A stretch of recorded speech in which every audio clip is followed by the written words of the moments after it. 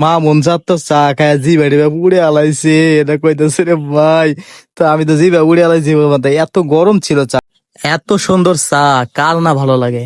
দেখুন আমরা এসেছিলাম কাশিমপুর নদীর পার ভাঙ্গা ব্রিজ ঘুরতে, এখানে এসে দেখলাম মটকা চা বানায় এমন সুন্দর কইরা।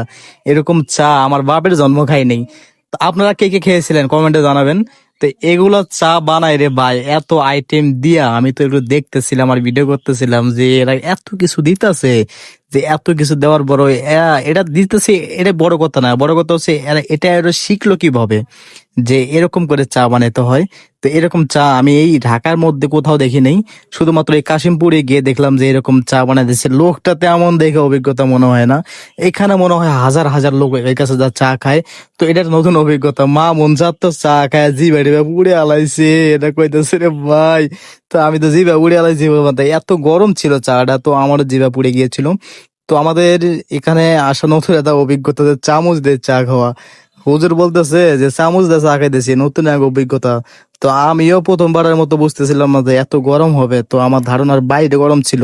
তো আমি প্রথমেই মুখে দিয়ে যে ভাই জিভাটা পুড়ে আলাইছি রে ভাই, আমার খুবই কম গরম লাগতেছিল যে এত গরম চা। একেবারে যে আপনার যে কাপটা, যে ঘটিটা, এটাও চুলাতে আগুন দিয়ে পোড়ায়, আমি ভিডিওতে দেখাইছিলাম। তো এইটা পুরানোর পরে গরম চাওয়ার ভিতরে দেয়, আরো তো গরম হয়ে যায়। তো আশেপাশে পরিবেশটা খুবই ভালো ছিল, নদী আশেপাশে, তো সবাই আসে।